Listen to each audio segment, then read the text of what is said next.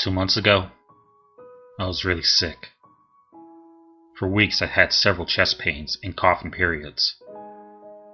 My mom became concerned about this and called my doctor.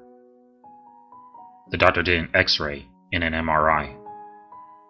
Weeks passed and the results came in.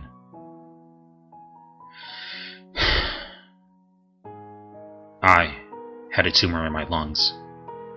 The doctors diagnosed me with lung cancer and a year to live. The town I previously lived in was a small one, so word spread quickly. It wasn't long before everyone knew of my cancer. My family was treated differently, and I was the target of sympathy. Because of those reasons, we moved cities, wanting to start fresh. 1 month later, our house was sold, and the next chapter of our life started. The town was called Trinity. It had a population of 350 people, and was known for its safe community. The town was founded in the 1600s. The age of the town is what caught my attention. It would be perfect for my final year. A couple of hours later, we were in the driveway of our new home. The house is 2 stories tall, with its paint job being completely white. The front yard has dozens of flowers, making me believe the previous owner was a gardener. There were chimes near the front door, along with birdhouses on trees. Inside the house, the floors were covered with wood. Our living room had a fireplace with a deer head above it. The kitchen had a fridge and your basic cooking items. Our house wasn't anything special, but it was good enough. Finishing my examination of the house, I went upstairs to call a bedroom before any of my brothers could. I picked the first one on the right. It was the biggest room. It's perfect for my gaming superhero card collection, I thought. The window in the room gave me a sight of the town and the house beside us. I briefly looked over at the house. Nothing of importance caught my eye, so I went outside to help with the unpacking. Walking out of the room, I felt uneasy, as if someone was watching me. I looked behind me one more time to see an old man in our neighbor's attic waving at me. The man looked to be 80 years old. His skin was pale white. He had no hair on his body. Worst of all, his eyes were freakishly small, with pupils colored black, with only skin and bone on his body. He smiled at me, grinning from ear to ear, showing off his yellow teeth. Not wanting to deal with this, I took a piece of paper and wrote, "Fuck off, old man." The man's smile went away as he stared his black, soulless eyes at me. The man pointed at me, still smiling as he wrote, "You're mine, Kyle," on the window. Shocked by the man knowing my name made me fall on the floor with a thud. I got up ready to threaten him, but he was gone. I ran from my bedroom to the car as fast as I could, escaping the rush of horror I felt. The rest of the day went by quickly. It consisted of unloading boxes from the moving trucks into the house, then sleep. I woke up to see the sun shining into my eyes. The house was completely silent, signaling that everyone was still asleep. Suddenly, a sharp pain came across my head with a chilling voice that whispered, "You're mine, Kyle." Knowing where those words were from, I went to the other house to tell the old man off. I made my way quietly out of the house, not wanting to wake anybody up. After exiting, I walked down the sidewalk until I was standing in front of the neighbor's house. The windows had images of Jesus' birth, fallen angels, and the sight of spirits trapped in houses. The paint was wrecked, looking like no one lived there. Ignoring this, I walked to the front door. Knocking 3 times, I waited for an answer. About a minute later, I was greeted by a little girl wearing Hello Kitty pajamas. She looked about 8 years old, with curly black hair and small green eyes. Smiling in a light tone, she asked, "Can I help you, sir?" I tried my best baby-kind voice. Yes, there is. May I speak to the old man that lives in your house? Hearing this, the girl's face went white, and her body trembled. Tears started to form in her eyes as she yelled for her mother. Hearing her child's screams, a woman, I guess to be the mother, signaled for the girl to go back into the house. Chelsea, go back and eat your eggs. I'll handle this. The girl quickly ran back into the house. Do you need something, sir? The older woman asked. Yes, the old man that lives here. May I speak to him, please? The woman's eyes whitened. Are you okay, ma'am? She snaps out of her trance. No. No man lives here. It's just me and my daughters. You may have an intruder. I saw some... Before I finished my sentence, she slammed the door in my face. Confused by the encounter, I headed home, second-guessing if the man was real.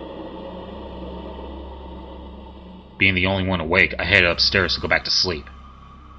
I looked out the window, staring at the other house, expecting to see the old man with that terrifying smile, but nothing was there. Convinced I made the encounter up, I went back to sleep.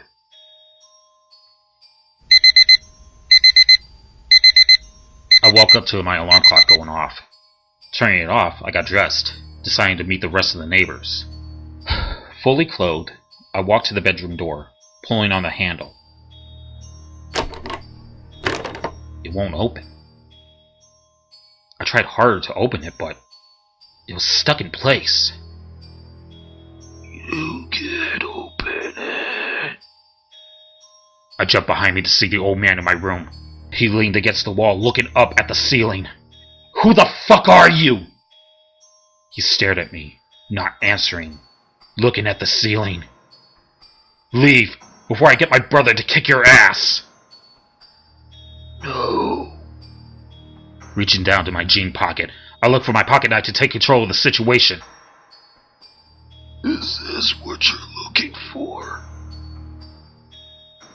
I looked over to see the old man, slowly revealing the knife in his hands.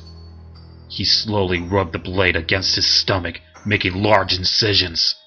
I squinted, ready to see blood and stomach contents pouring from his stomach. But nothing came out. You can't hurt me. The man points the knife at me. But I can hurt you.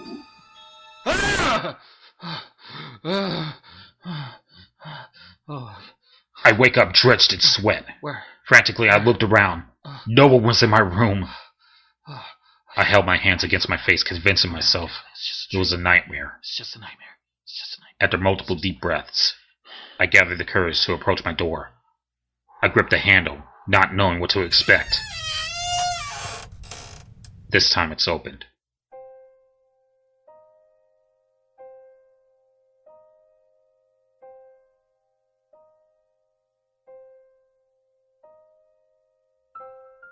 I went downstairs to see my brother James watching TV. Looking away from the TV, James waves at me. Morning, Carl. Mom made breakfast. I sat down beside him, needing to talk to somebody about this. I'm not hungry. Is everything okay, buddy?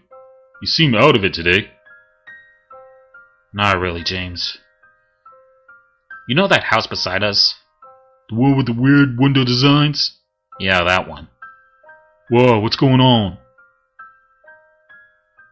I looked around, making sure it was just me and James in the room. I whispered, There is a person that gives me the creeps.